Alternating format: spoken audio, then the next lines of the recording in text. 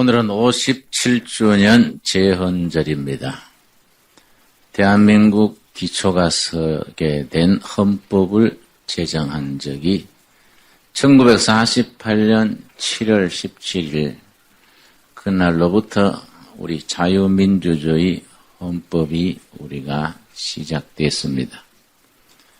이승만 대통령 초대 대통령으로서 여러 가지 업적도 있고 과오도 있었습니다만은 요즘 들어서 이승만 대통령에 대해서 긍정적으로 재평가하는 것이 이 나라를 자유민주주의의 기초를, 나라의 방향을 확실히 세웠다는 점에서 새롭게 평가를 하고 있습니다.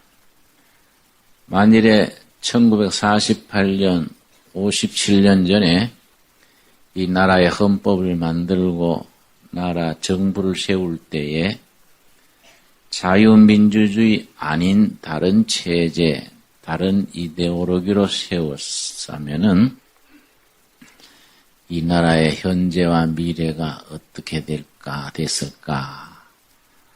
참 생각만 해도 이승만 박사께서 참 선택을 잘했다는 생각을 하지 않을 수 없습니다. 우리가 1945년 해방된 뒤에 지금까지 역사의 길이 남을 만한, 세계 자랑할 만한 4가지 선택을 잘했다고 합니다. 제일 첫 번째가 나라를 건국하고 나서 자유민주주의 헌법을 채택해서 나라의 기틀을 세운 것. 둘째는 1950년 정부가 선지 불과 2년이 채 못 돼서 6.25 전쟁이 일어났을 때에 그때 공산화되지 않고 이 체제를 지켜낸 것. 요즘 인천에 있는 메가더 동상을 허물어뜨리려는 그런 지나친 좌파의 움직임이 상당히 활발합니다. 메가더 장군이 어떤 장군입니까? 미국의 장군이지만은 우리나라가 공산화되지 않고 지금 체제를 지켜내는 데 있어서 아주 결정적인 역할을 한 분이 메가더 장군입니다. 그걸 인천 시민들이 모금을 해서 동상을 세웠는데 우리나라의 좌파들이, 북한 쪽에 기울어진 사람들이 메가더 때문에 통일이 안 됐다. 그래서 메가더 동상을 없애야 한다. 아마 상당히 오래전부터 메가더 동상 앞에 천막을 쳐놓고 농성을 하면서 그 분위기를 만들어가고 있습니다. 우리나라에 그런 불순한 세력이 발붙이지 못하도록 하는 것이 정부로서도 당연하겠지만은 우리 민간운동 또 우리 신앙인들은 그 관심을 가져야 될 분야라고 생각합니다. 우리가 세 번째 잘한 것이 박정희 대통령 때로부터 경제개발 계획을 성공해서 산업화를 이룬 것. 네 번째는 피 흘리지 아니하고 정상적으로 민주화를 이룬 것. 이런 것들이 우리가 지난 해방 이후 지금까지 참 큰 업적을 남긴 겁니다. 이제 2가지가 더 남았다 그럽니다. 선진국으로 가는 선진화와 통일을 이루는 것. 하나님께서 허락하셔서 통일한국을 이루고 선진국으로 가는 길까지 열리게 될 줄로 믿습니다.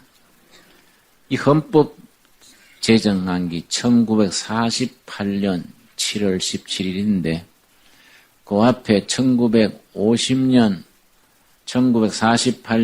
5월 31일에 첫 국회가 모였습니다. 그걸 재헌의회라 그럽니다.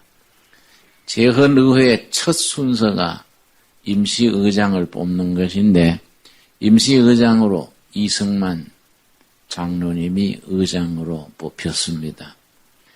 이승만 장로님이 단상에 올라서서 첫 마디가 뭐냐면 여러분, 동지 여러분, 신생독립국가 대한민국을 허락하신 여호와 하나님께 감사기도부터 드리겠습니다. 이 우리나라 국회 회의록에 기록된 첫 번째 발언입니다. 그리고 국회의원 중에 목사님이 이윤영 목사님이라고 계셨는데 이윤영 목사님이 단상에 올라오셔서 감사기도 드리겠습니다. 지명을 하니까 국회의원이던 이윤영 목사님이 단상에 올라와서 감사기도 드렸는데 그때 그 기록을 쭉 읽어보면은 참으로 감동적인 것이 목사님이 감사기도 드리는데 국회의원 중에 스님도 계시고 유학자도 계시고 여러 사상이 해방 직후기 때문에 골고루 섞여 있었는데도 전원 기립해서 자발적으로 누가 기립하자는 얘기도 안 했는데 국회의원 전원이 기립해서 기도를 드렸습니다. 이윤영 목사님의 기도 전문을 지난번에 제가 한번 소개한 적이 있습니다만은 그 내용을 읽어보면 정말로 감동적입니다. 남북이 통일되게 해달라는 것, 민생을 해결해서 경제가 올라가게 해달라는 것, 세계에 인정받는 문화민족이 되게 해달라는 것, 이런 것들이 정말 지금 또 읽어보면요, 참 우리 선배들이 경륜이 있었다는 것을 우리가 인정하게 됩니다. 이 5월 31일자인데 48년 5월 31일에 있었던 일인데 그보다가 보름 앞서서 48년 5월 14일에 이스라엘이 건국했습니다. 딱 우리나라 재헌의회보다가 보름 앞섭니다. 그때 이스라엘의 초대 대통령이 벤구리안입니다. 벤구리안. 아주 훌륭한 지도자랬습니다. 벤구리안이 나라가 BC 586년에 망했습니다. 예수님 나시기 전 586년에 바벨론에게 망했던 나라가 48년 5월 14일 몇 년 만에 나라가 다시 섰냐면은 장장 2534년 만에 2534년 만에 나라가 다시 서는 그날 벤구리안 초대 대통령이 오늘 읽은 본문 말씀 아모스서 9장 11절에서 15절까지 대통령이 이스라엘 국가 선포하는 자리에서 이 말씀을 인용한 겁니다. 그대로 이 말씀이 굉장히 유명해졌습니다. 이스라엘의 대통령이 자기 나라 서게 된 것이 2500여 년 전에 선지자 아모스가 예언했던 것이 성취된 것이다. 이런 의미에서 이 본문을 읽으면서 이스라엘의 건국을 선포했습니다. 이 벤구리안 대통령이 참 탁월하신 분인데 예를 들어서 대통령 임기 딱 끝내는 그날 새로운 대통령하고 취임식, 이임식을 딱 마친 뒤에 오후에 자기 차에다가 짐을 싣고 괭이, 호미, 농기구를 싣고서는 사막으로 들어갔습니다. 대통령 물러나는 날 오후입니다.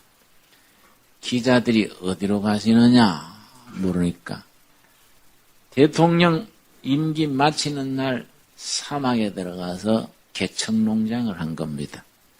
그때 뭐라고 말했냐면은 이스라엘의 미래는 사막 개척에 달려있다. 그래서 그 불모지에 가서 농장 만들어서 키부츠 농장을 건설해서 자기도 농장의 한 일꾼의 한 사람으로서 그렇게 개간하는 일에 종사했습니다. 아주 참 탁월한 분입니다. 그분이 방금 말씀드렸듯이 건국을 선포하는 그 자리에서 인용했는 본문 9장 11절 제가 읽겠습니다.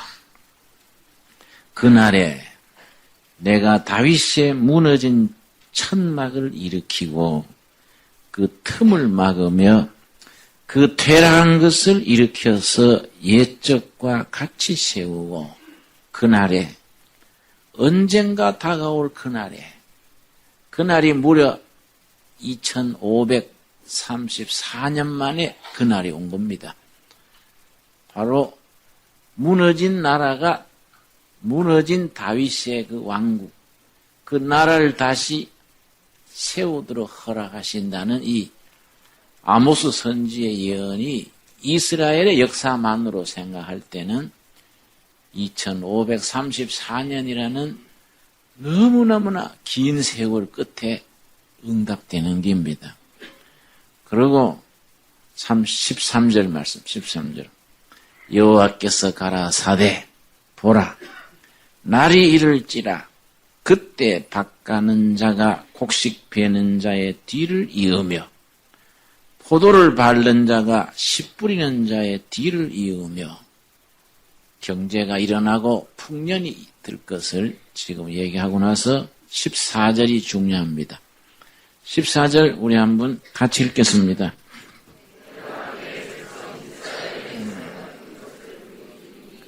저희가 황무한 성읍을 건축하고 거하며 포도원들을 심고 그 포도주를 마시며 가원들을 만들고 그 과실을 먹으려 내가 내 백성 이스라엘에 사로잡힌 것을 돌이키리니 포로로 끌려갔던 백성들을 다시 회복시켜 준다는 약속인데 이 말씀이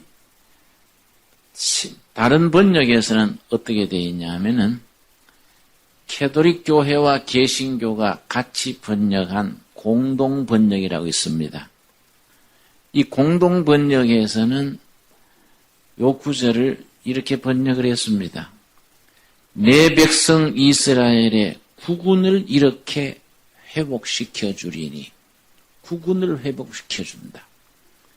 내 백성 이스라엘의 국운을 내가 회복시켜 주리니 저들은 쑥밭이 된 성읍들을 다시 일으켜 그 안에서 살며 BC 주님 오시기 전 586년 완전히 바벨론 군대에 의해서 쑥밭이 됐던 땅을 다시 회복시켜서 다시 살게 해준다. 그날이 BC 586년 5월 9일입니다. 그런데 다시 회복되는 벤구리안 대통령이 국가 건설 선포한 날이 1948년 5월 14일입니다. 내가 나라를 다시 일으키고 쑥밭이 된 그 성에 사람들이 들어와서 다시 살게 하며 제 손으로 심은 포도에서 술을 짜마시고 제 손으로 가꾼 가수원에서 과일을 따먹게 되리라. 이게 이제 번역에 따라서 달라지는 거이지요. 같은 원문이지만은 이 지금 우리가 쓰고 있는 성경에서는 첫 마디가 뭐라고 되어 있습니까? 내가 내 백성 이스라엘에 사로잡힌 것을 돌이킨다 이렇게 되어 있지만은 공동 번역에서는 내가 내 백성 이스라엘의 국운을 다시 일으켜 세워준다. 망가지고 망했던 나라를 다시 국운을 일으켜 부흥하는 나라로 세계의 두각을 나타내는 나라로 일으켜준다. 아모스 선지의 그 약속입니다. 이 아모스 선지가 대단히 중요합니다. 이스라엘 선지자 중에서 문서 선지자, 문서 예언자랍니다. 예언자들을 두 팀으로 나눴습니다. 문서전, 예언자, 이사야, 엘리야, 엘리사 이 사람들이 대표적입니다. 문서 예언자, 바로 첫 번째 문서 예언자. 자기 이름으로 예언서를 남긴 사람이 문서 예언자인데 첫 번째 인물이 아모스입니다. 그 시대 북이스라엘이 거기서 활약했던 예언자가 같은 시대에 4명이 대표적입니다. 이사야, 호세야, 아모스, 미가 요 4사람이 같은 시대에 활동했는데 그 중에 가장 먼저 활동하고 대표적인 사람이 아모스입니다. 1장 1절 보겠습니다. 아모스서 1장 1절 말씀. 아모스 1장 1절 말씀에 우리가 주목해야 합니다. 우리가 성경 읽을 때에 이런 부분을 판단력을 가지고 잘 읽어야 합니다. 유다 왕 유시야의 시대 곧 이스라엘 왕 요아스의 아들. 그 다음 뭐입니까? 여로보암의 시대. 여기 중요합니다. 여로보암의 시대. 아모스가 활동했던 시대가 여로보암의 시대인데 요 시기가 중요합니다. 여로보암 시대의 지진 전 2년에 드고와 목자 중 아모스가 이스라엘에 대하여 묵시받은 말씀이라. 여로보암 시대, 여로보암이란 왕은 BC 786년에서 746년 40년간 왕위에 있었던 사람인데 이 시대가 이스라엘 역사에 아주 잘 사는 시대였습니다. 다윗 솔로몬 이래로 최고로 호황을 누렸던 때가 여로보암 시대입니다. 여로보암 시대에 경제가 일어나고 국가가 번영하고 해서 모두 희희낙낙하고 잘 산다 잘 산다 그게 100년 200년 1000년 갈 줄 알았습니다. 그런데 아모스라는 농사꾼이 확 등장해가지고 이 나라가 망한다. 이거 안 고치면 망한다. 이렇게 나오는 겁니다. 아모스는 농사꾼입니다. 성경 말씀에 보면은 가수원 농장하는 부입니다. 그것도 야생무화가 가수원 하던 사람입니다. 야생무화과는 과일도 되지만은 치료제가 됩니다. 그 가수원 하던 시골 농사꾼인데 중앙에 나타나서 이러면 나라가 망한다고 아주 불을 뿜는 겁니다. 그런데 여로보암의 시대란 요 시대가 중요하다 그랬지요? 다윗 솔로몬 이래 최고로 국가가 경제가 일어나고 잘 살던 시대인데 요즘 또 호황 속에 불황이 있다는 말이 있듯이 나라가 잘 될 때 망할 수 있는 기초가 거기서 생긴 겁니다. 왜냐? 경제가 일어나고 사회가 흥청망청하니까 도덕적으로 타락했습니다. 부자들은 부패하고 사치하고 가난한 사람들은 한을 품고 그 사회가 망하도록 아주 바라는 겁니다. 빈부격차가 벌어지고 도덕이 문란해지고 나라가 아주 가치관이 혼란에 빠졌습니다. 이걸 아모스서 3장 14절 보겠습니다. 아모스서 3장 14절 말씀. 그 잘 사는 호황기에 나라가 망하는 기틀이 생겨나서 그래서 이 여로보암이 죽은 지 불과 30년 지나서 북이스라엘에게 망하게 됩니다. 다른 사람들은 아무도 나라가 망할 것을 생각도 못하는데 하나님의 사람 아모스는 그 나라가 망할 것을 미리 내다보는 겁니다. 이거 고치지 않으면 나라는 망한다.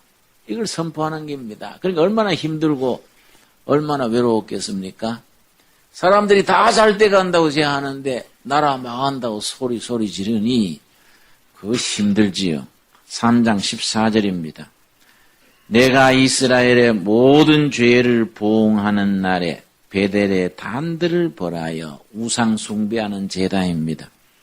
그 단의 뿔들을 꺾어 땅에 떨어뜨리고 첫째가 종교의 타락, 신앙의 부패입니다. 둘째 15절 겨울궁과 여름궁을 치리니 별장 말합니다. 부자들이 여름 별장, 겨울 별장 따로 두고 흥청망청 하는 겁니다. 상하궁들이 파멸되며 그 당시에 최고로 비싼 게 아프리카에서 나온 코끼리 뿔 그 상하 가구들이 제일 비쌀 때인데 상하로 목욕탕 만들고 침상 만들고 몇 년 전에 영국, 미국 탐험대들이 그 당시에 사마리아 성을 발굴을 했습니다. 거기서 뭘 찾아냈냐면은 부자들 집에 방방이 상하들이 아주 온갖 가구들이 즐비한 걸 찾아냈습니다. 그래서 개발단들이 그 방 이름을 아이보리 룸이라, 상하가 영어로 아이보리입니다. 아이보리 룸이라 아주 별명을 붙였습니다. 그 당시에 부자들이 얼마나 흥청망청 사치했는가 그 상하궁이 말해주는 겁니다. 지금 그걸 지적합니다. 15절 다시 읽습니다. 겨울궁과 여름궁을 치니 상하궁들이 파멸되며 큰 궁들이 결단나리라. 이는 여호와의 말씀이니라. 부패와 사치 때문에 나라 망하는 걸 얘기하고 6장 4절 보겠습니다. 6장 4절 말씀. 아모스 6장 4절 말씀. 상하 상에 누우며 침실 말하면 상하 상에 누우며 침상에서 기지개 켜며 양떼에서 어린 양과 우리에서 송아지를 취하여 먹고 큰 양은 맛없다고 아주 어린 양, 또 송아지도 큰 소는 고기가 질기다고 아주 송아지 말만 들어도 입에 군침이 돌지요. 음식 골라 먹고 이런 짓 하는 이걸 말하는 거이지요. 이거 망한다는 거이지요. 그 당시에 그런 부패 부정한 반면에 없는 사람들은 가난한 사람들은 어떻게인가? 2장 6절입니다. 아모스서 2장 6절 말씀. 여호와께서 가라사대 이스라엘의 서너 가지 죄로 인하여 내가 그 벌을 돌이키지 아니하리니 백성들의 지도자들의 죄를 뭘 지적했냐면은 이는 저희가 은을 받고 의인을 팔며 신한컬레를 받고 궁핍한 자를 팔며 신한컬레 값으로 그 자녀들을 끌어다가 종으로 부려먹고 이런 가난한 사람들에 대한 학대를 말합니다.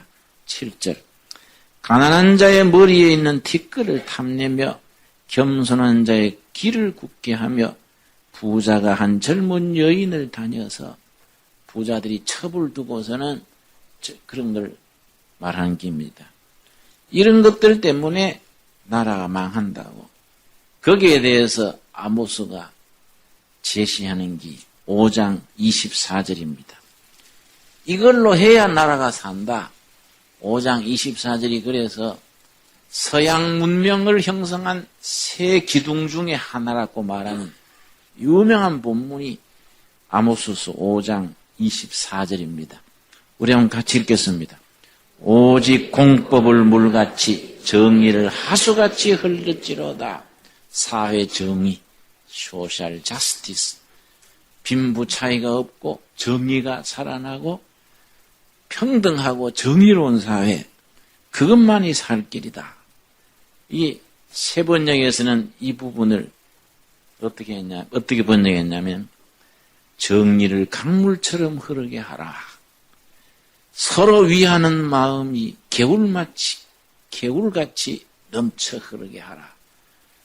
있는 사람, 없는 사람, 가진 사람, 못 가진 사람이 서로 위해주고 상생정신, 같이 사는 정신이 개울같이 흐르게 하고 정의가 강물처럼 흐르게 하라.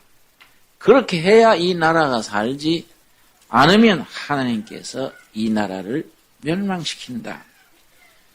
아주 목에 참 그렇게 아프도록 다니면서 경고하고 깨우쳤는데 사람들이 듣질 않았어요.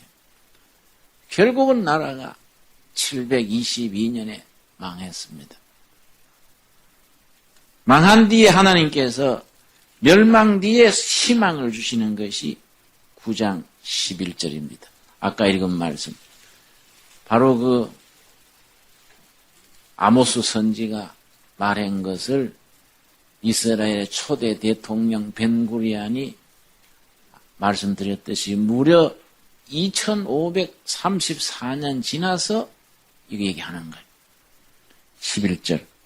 그날에 내가 다윗의 무너진 천막을 일으키고 망해버린 나라를 다시 세우는 얘기입니다.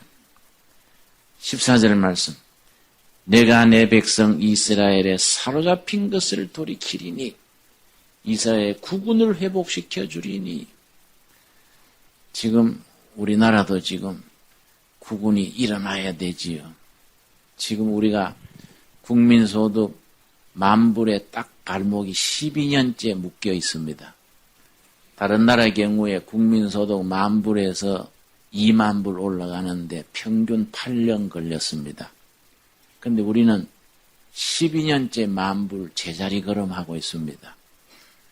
요걸 벗어나야 하는데 이걸 벗어나는데 가장 중요한 것이 국가적인 지도력입니다. 그 국민들이 법을 지키는 겁니다. 지도자들이 앞장서서 끌고 국민들이 법을 지켜야 하는데 한 보름 전입니까? 오산의 노동자들이 데모를 하는데 경찰이 막으니까 죽창으로 경찰 눈을 찔러서 경찰관 한 명이 지금 양쪽 눈이 다 실명하게 됐어요.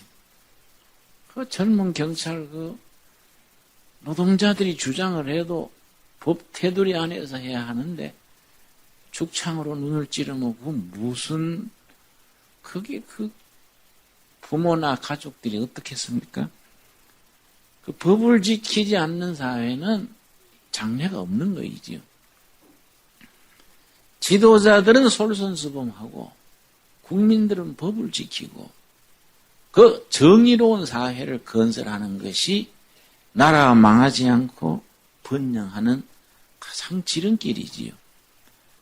우리 정동영 통일부 장관이 지난달에 북한에 가서 김정일 만나서 남한에서 전기를 200만 킬로와트를 밀어주겠다.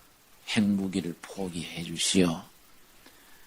그런데 김정일이 아주 흥미를 많이 보였다 그래요. 아직 대답은 안 왔습니다. 그런데 아마 북한에서는 대답하기가 어려울 거예요. 받아들여가지고 남북이 경제로부터 하나가 돼서 국운이 일어났으면 좋겠는데 북한에는 옛날에 했던 못된 짓이 있습니다.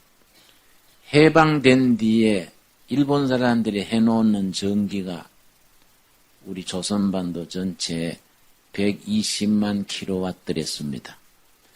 그 중에 북한이 112만 킬로와트 있고 남한에는 8만 밖에 없었어요.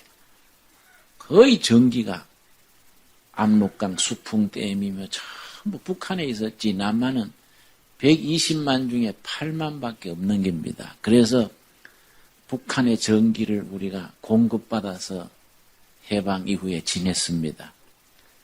해방 3년 뒤에 김구 선생이 평양 가서 김일성을 만나가지고 두 가지 부탁을 했어요. 한 가지는 개성 밑에 옹진반도, 그때는 남한 땅이랬습니다. 거기에 농사 짓는들의 농수로 농사 짓는 물이 북쪽에서 보내줘야 됐습니다. 옹진반도에 농업 용수를 좀 보내주시오. 두 번째가 전기입니다. 남조선에 전기를 끊지 말고 계속 좀 보내주시오. 김구 선생이 김일성한테 그렇게 부탁을 했는데 김구가 좋다고 쾌히 승낙을 했습니다. 그런데 김구 선생이 남한에 오자마자 다음날 끊어버렸어요. 그래서 남한에는 전기가 갑자기 탁 끊어지니까 암흑천지가 돼서 할 수 없이 이승만 박사가 미국에 부탁을 해서 미국에 발전기 배가 있습니다. 발전기 배를 발전선을 인천 앞바다에 띄워놓고 그걸로 급한 대로 섰습니다. 이번에 그동안에 남한은 계속 발전해서 우리 남한 전기량이 아마 6천만, 7천만 킬로와트 될 겁니다. 북한은 정부 보도에 630만 킬로와트인데 절반은 수력 발전이고 절반은 화력입니다. 북한 정부가 지난번에 발표하기를 화력 발전소는 기름이 없어서 못 돌린다는 거예요. 절반 수력 발전소가 돌아가는데 그것도 시설이 노후돼 가지고 발전소에서 보내는 전기가 절반밖에 현장에 안 간다. 중간에 다 없어지는 거예요. 그러면 북한 전부 다 해봐야 150만 킬로와트 정도로 쓰는데 남한에서 200만 킬로와트 보내겠다니까 눈이 휘둥그러질 일이지요. 어떤 사람들은 그거 돈 뜨는데 보내면 안 된다 그러지만 내 생각에는 통일 비용이라 생각하고 통일되면 전기, 도로 이런 건 어차피 다 해야 되는 거니까 우리 남한에 딴 데서 절약하더라도 북한에 전기를 보내면 참 좋겠다. 그런데 북한이 김정일이 그걸 얼른 받아들여가지고 남북이 전기라도 같이 쓰고 경제가 하나 되고 통일로 나갔으면 좋겠는데 우리가 정말 나라 위해서 기도해야 될 때입니다. 이 본문 14절 말씀 그런 바탕에서 이스라엘에 건국할 때 대통령의 이 말씀을 인용했듯이 우리나라에서 지금 우리 지도자들이 이런 아모스서의 말씀을 우리가 읽으면서 국민의 힘을 모아 나가야 될 때지요. 9장 14절 우리 한번 같이 읽겠습니다. 내가 내 백성 이스라엘에 사로잡힌 것을 돌이키리니 저희가 황무한 성읍을 건축하고 거하며 포도원들을 심고 그 포도주를 마시며 가원들을 만들고 그 과실을 먹으리라. 내가 저희를 그 본토에 심으리라. 이런 사회, 이런 국가를 건설하려면은 아모스는 시종일관 말한 것이 아까 제가 말씀드렸듯이 5장 24절 우리 다시 읽겠습니다. 5장 24절 말씀. 정의로운 사회, 부정부패가 없고 부자들의 사치가 없고 가난한 사람들의 그런 적개심이나 이런 게 없는 사회지요. 24절 다시 같이 읽겠습니다. 오직 공법을 물같이 정의를 하수같이 흘릴지로다. 있는 사람이나 없는 사람들이 자기 자리를 잘 지키고 서로서로 공동체 정신으로 나가야 되지요. 여러분, 우리나라는 부자들이 자식을 군대에 안 보내요. 다 서민들 자녀들이 군대에 가지 부자들은 이리 빠지고 저리 빠지고 군에 안 가는. 그래 하면 나라가 안 되지요.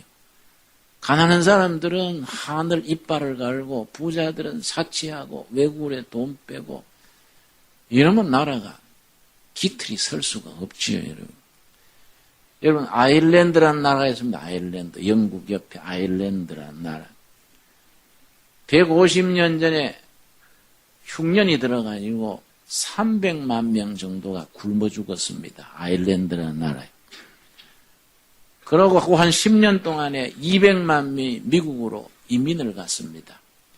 그때 미국으로 이민 간 아일랜드 사람 중에 손잡벌 되는 사람이 케네디 대통령입니다. 그 아일랜드가 1980년까지 유럽에서 맨 밑바닥에 있는 나라랬습니다. 별명이 유럽의 아주 참 실패한 나라로서 유명했는데요. 이름이 유럽의 환자래. 20년 전부터 일어나기 시작한 거예요. 갑자기 1980년 들어서 나라가 일어나는 겁니다. 그 80년부터 불과 20년 사이에 영국 불란서보다 경제가 앞지르고 안정된 겁니다. 지금 국민소득이 4만 5천 달러입니다. 그래서 지금 세계 여러 학자들이 아일랜드가 그렇게 엉망이던 나라가 20몇 년 만에 우찌그 일어나게 된가 연구합니다. 그 읽어보면요. 그렇게 어렵지 않아요. 5가지입니다. 5가지. 나라를 새로 일으켜서 완전히 망가진 나라가 부유한 나라로 안정된 나라로 올라오는데 가만히 보면 간단해요. 첫째는 교육을 바로 세우는 교육. 교육에서도 과학, 기술 교육. 두 번째는 뭐냐면은 세금을 낮추었어요. 우리 생각에는 세금을 높여야 나라가 잘 살 것 같은데 오히려 세금을 낮추었어요. 기업하는 사람들이 세금을 낮춰가지고 열심히 투자하게 하고 외국 기업들이 모여들게 하고 세금을 반대로 낮춘 겁니다. 세 번째로는 기업하는 사람들이 사원들을 해고시킬 자유롭게. 근데 우리 생각에는 사장님들이 종업원들을 쉽게 내보내면 실업자가 많아질 것 같은데 완전히 반대. 해고를 쉽게 하는 나라에서 직장이 점점 더 많아지는 거예요. 우리나라는 거기 아주 어렵습니다. 기업하는 사람들 얘기는 사원 한 사람 내보내는 것보다 마누라 이혼하는 게 더 쉽다 그래. 그만큼 힘든다 이거. 응? 기업하기 좋은 나라로 만드는 거예요. 기업하기 좋은 나라. 그 다음에는 아일랜드 말이 있습니다. 그 나라 말도 가르치지만 영어를 국민들이 자유롭게 할 수 있도록. 그래서 세계의 기업들이 자유롭게 기업할 수 있도록. 가만히 생각해보면 그거 다 상식적인 거지 뭐 어려운 거 아니에요. 우리가 나라의 국운을 일으키는 데 있어서 기본적인 거, 가장 기본이 뭐냐? 공의로운 사회, 공평한 사회. 그걸 아모스가 말해요. 아모스가 지금 그 얘기하는 겁니다. 아모스가 그렇게 피를 토하듯이 말했는데 아무도 듣지 않고 아모스 조롱하고 하다가 그 여로보암 시대 지나서 불과 30년 만에 나라가 거들나 버리는 거이지요. 요즘 나라가 어려운 때 우리는 둘의 가족들은 우리부터 작은 일 하나하나부터 공의롭게 바르게 믿음에 바로 서서 나가는 일에 우리가 새롭게 질 수 있기를 바랍니다. 기도하겠습니다. 주님 은혜를 감사드립니다. 나라 안팎이 어려운 때에 우리가 아모스 선지의 말에 다시 귀를 기울이고 가슴으로 온몸으로 그 말씀을 받아들입니다. 이 나라의 모든 국민들이 법을 지키며 하나님을 바로 섬기며 있는 사람 없는 사람들이 공동체 정신으로서 바른 도덕, 바른 정신, 더불어 사는 나라를 이루어가게 하여 주시옵소서. 우리 남한과 북한도 경제와 문화와 뭐든지 서로 돕고 통일의 기반을 닦아갈 수 있게 하옵시며 모처럼 우리 정부에서 200만 킬로와트 전기를 남한에서 북에 보내겠다. 이런 제안에 북한에서도 마음을 열고 받아들여서 통일의 기초를 열어나갈 수 있게 하여 주시옵소서.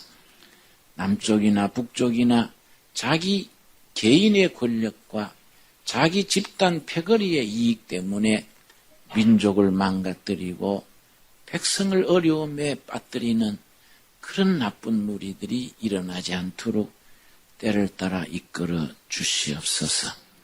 우리 아모스 선지가 말했듯이 정의를 강물처럼 흐르게 하며 서로 위하는 상생정신이 겨울같이 넘쳐 흐르는 나라, 그런 사회를 우리가 함께 이루어가게 하여 주시옵소서. 예수님 이름 받들어 기도드렸사옵나이다. 아멘.